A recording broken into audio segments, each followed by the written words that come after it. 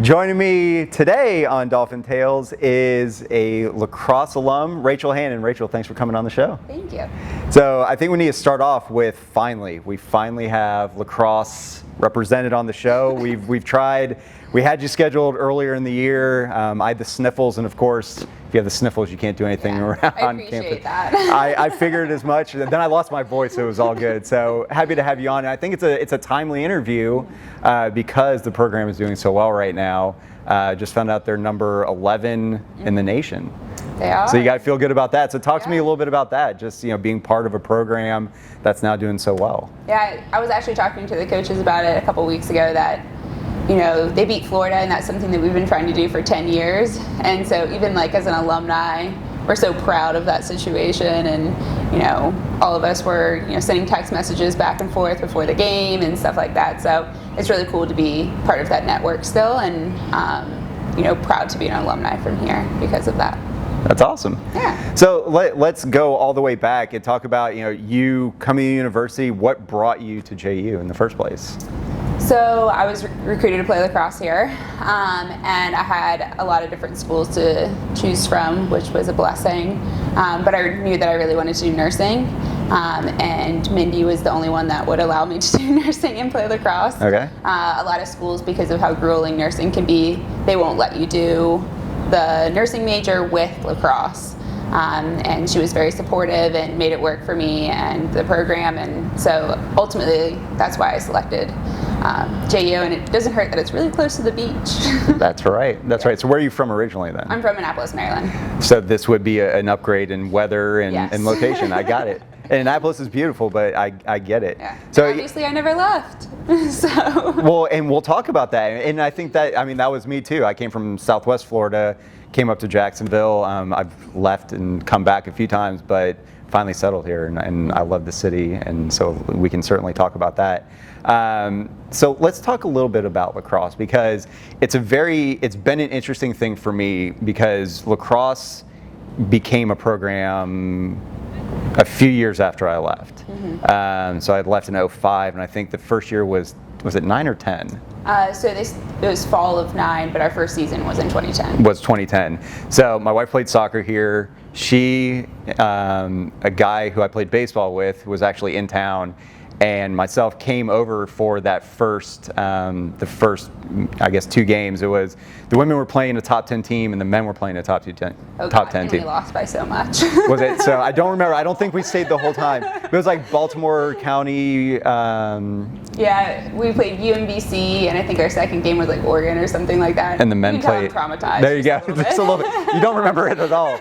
But I remember coming and we were on campus, and this dated us a little bit. We're looking around, and we're like, man, all these kids are out here with the lacrosse stuff. That must be really cool. And then we remembered that they were probably all JU students and not high school students, so that kind of made us feel very old, even though we were only gone for like 4 years.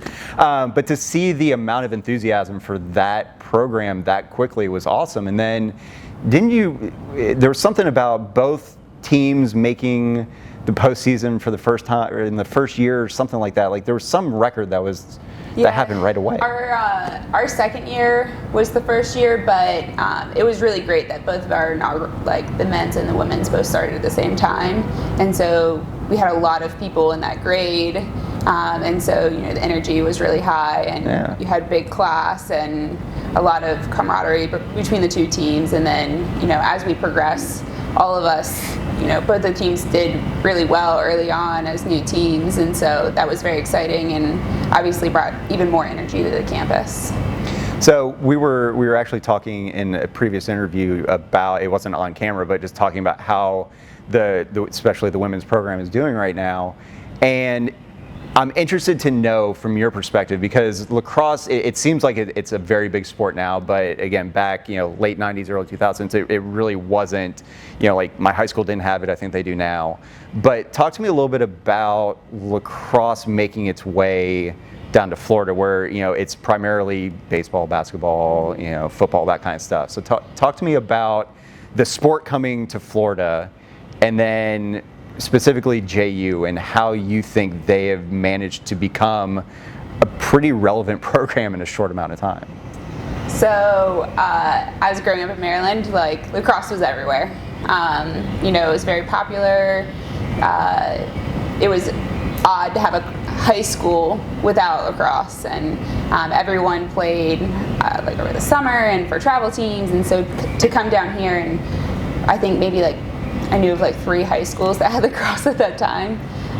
So it's really great that it's expanding, and a lot of people that I actually know from Maryland are coming down here and are now coaches at local high schools, or they're doing camps and stuff like that. And I actually talk to people at work sometimes, and they're like, "Oh yeah, my daughter's getting into lacrosse," and it's so exciting for me because like I was that age when I was getting into lacrosse, and so to see that progression has been really cool in an environment where it didn't previously exist.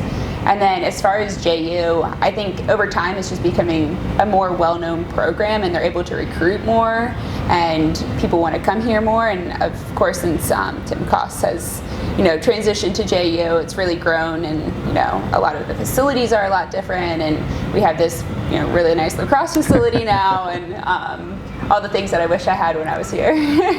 And like our weight room has gotten better, and like those are all things that recruits want to see, and so we're able to bring in a different class than we were before. And then in addition to that, our coaching staff is phenomenal. I'm still very close with all of them, and so that's a great opportunity also. And then I know that they have a new coach, which is bringing in new eyes also.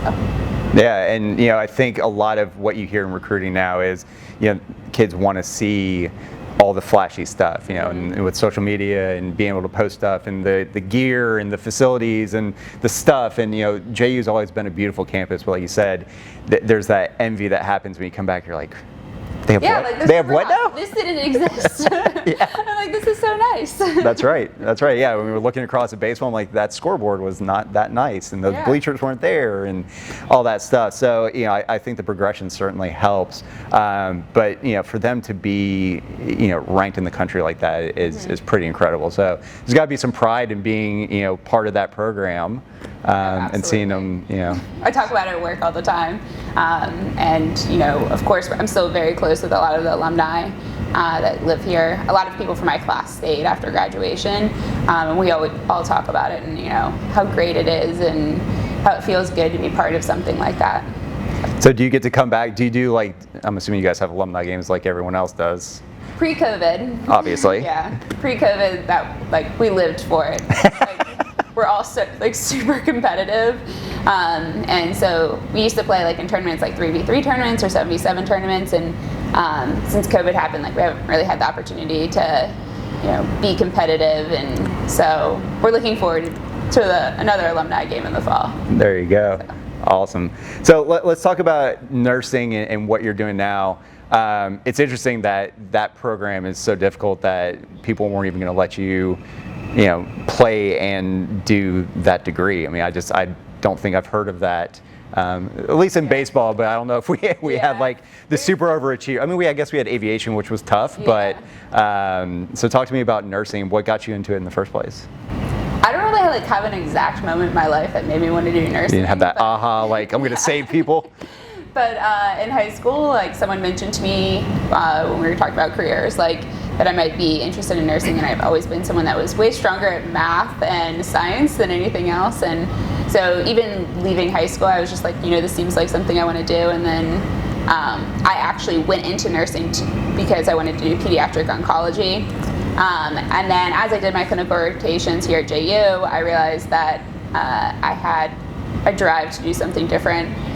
So I've actually been taking care of cardiac patients and in the ICU my entire career since graduating. Okay. And a little bit of the emergency department, and I've loved that.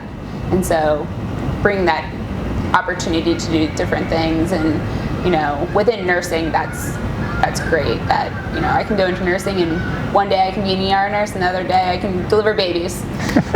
So I think that's something that draws me a lot to nursing and caring for people and all of that. So.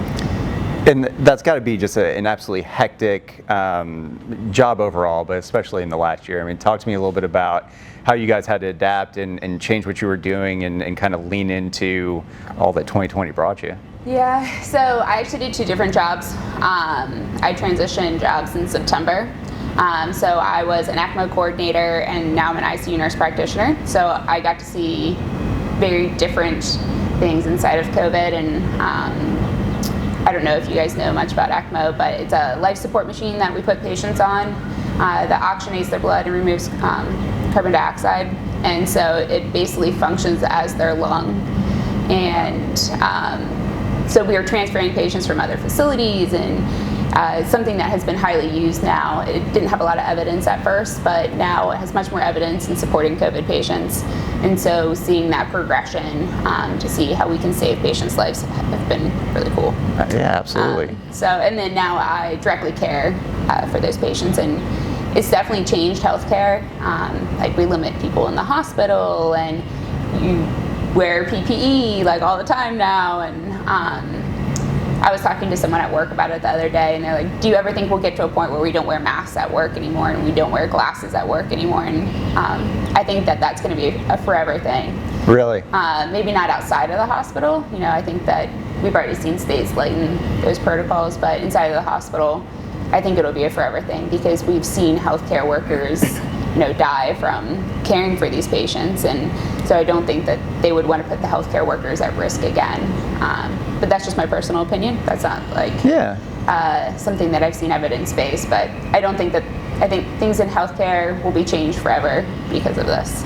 And I'm assuming you're talking about not just COVID. I mean, just to protect the frontline workers across the board.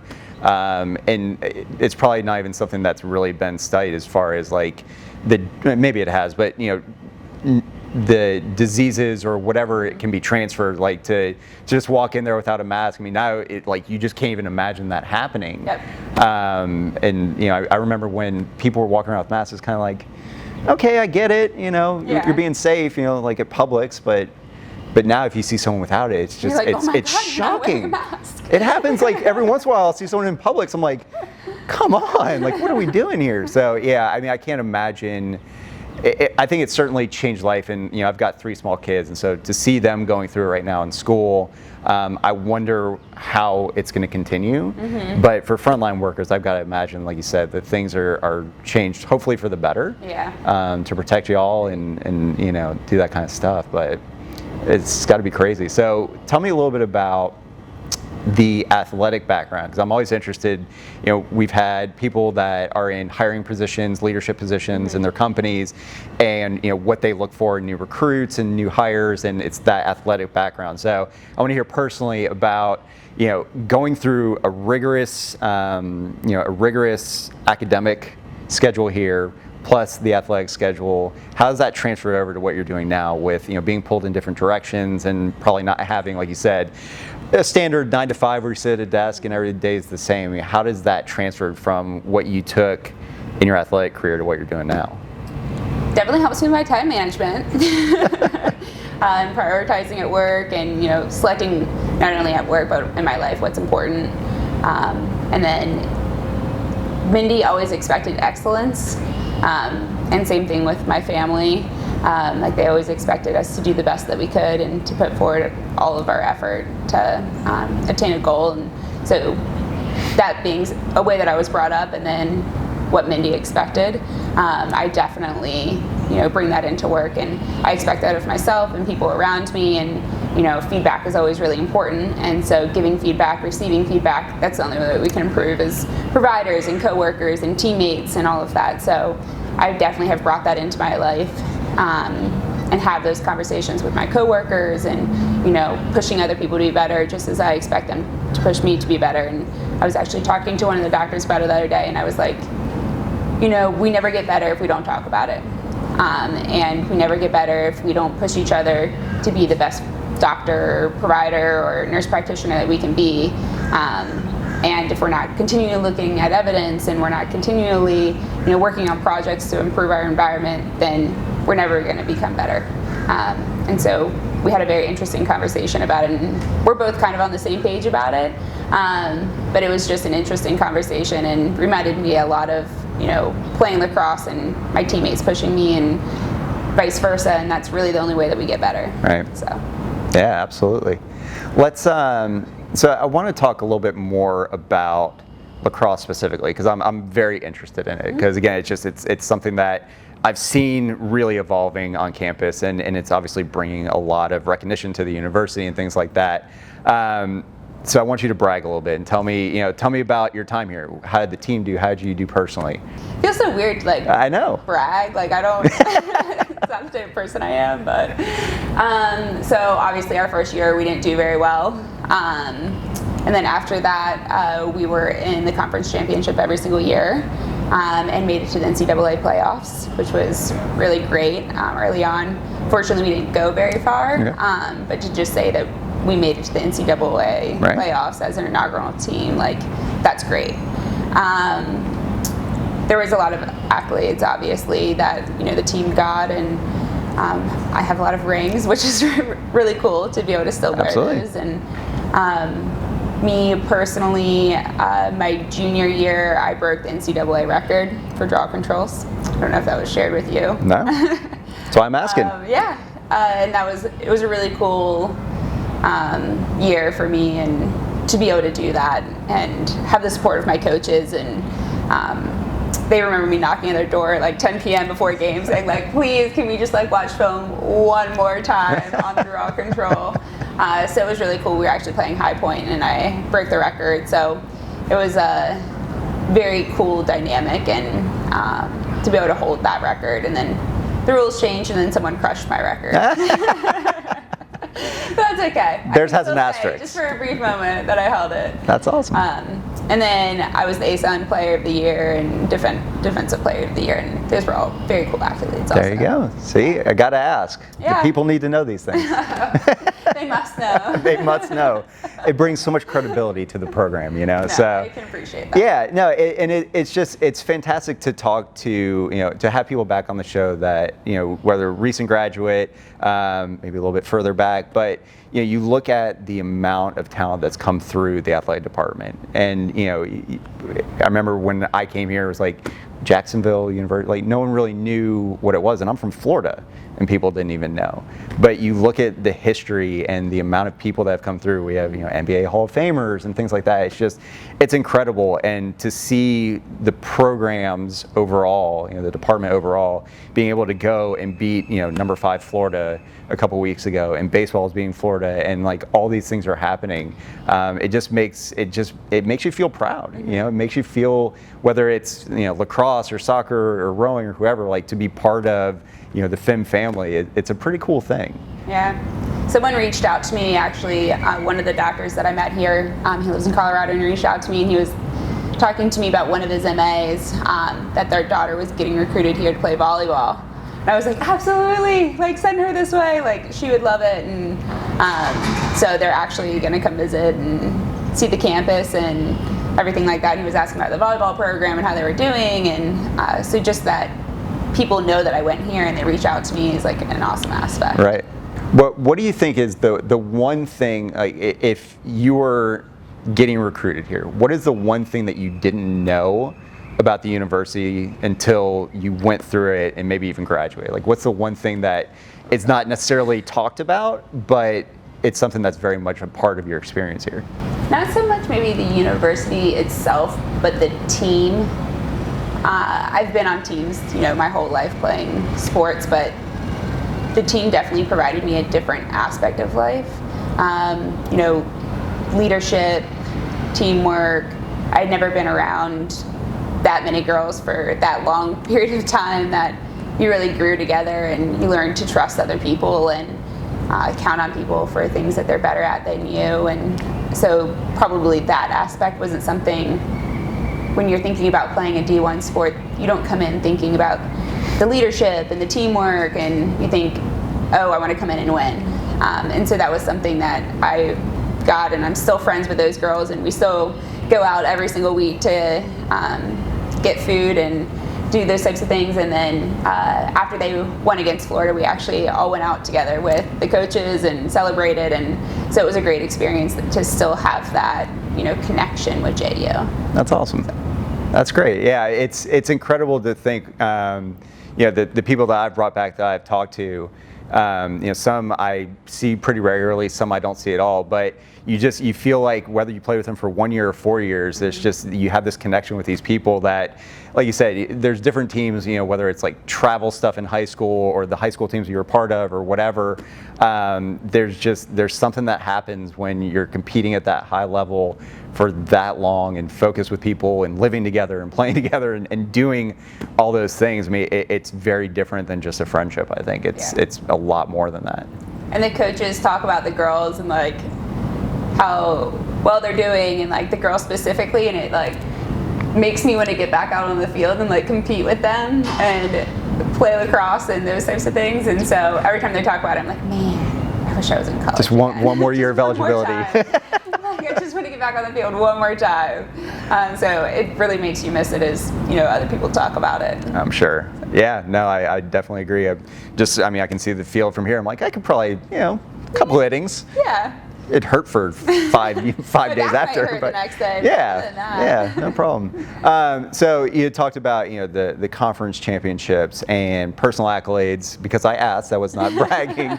But give me your best story. Just the one thing that sticks out above the records and all that, but just something from a game, a trip, just the one story that kind of embodies your time here.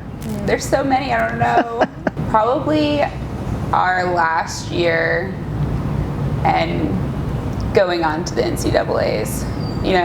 It's just the last time that you're doing it, and it's the last time that you get to play together as a team, and just going into that knowing that this is maybe your last time picking up a stick. Like, it's super memorable, and people obviously support you through all of that. And I could pick an individual memory of breaking a record or getting an accolade, but really that moment is probably the most memorable because it's the last time that you get to come together as a team.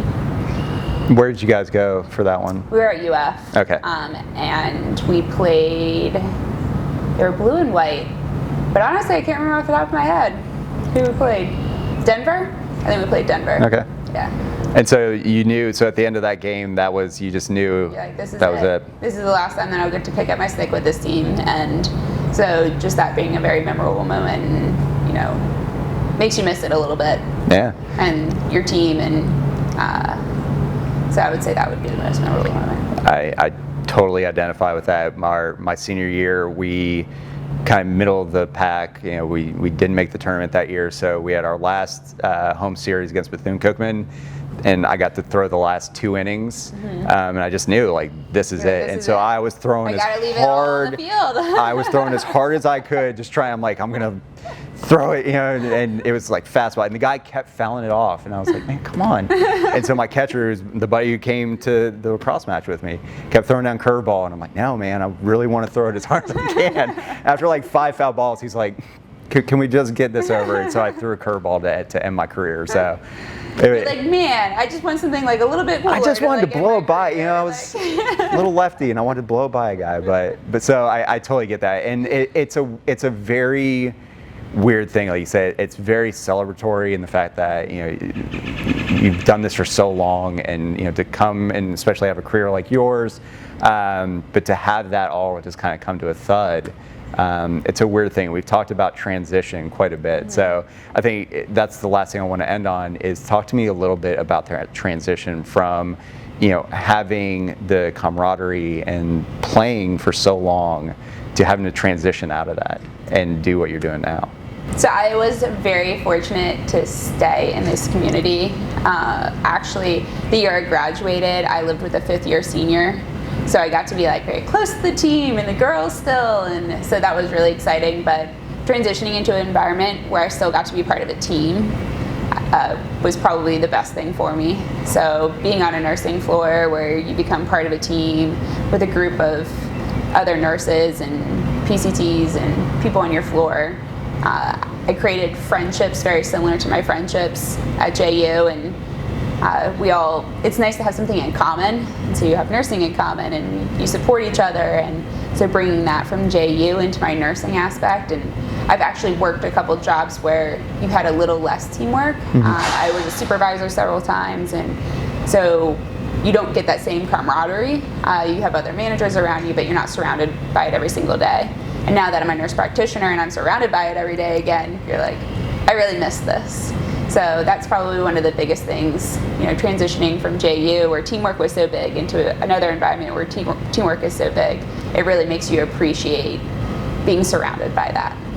Makes sense. Well, Rachel, thank you so much for coming on. I'm glad we finally got lacrosse represented on Dolphin Tales. Thank you.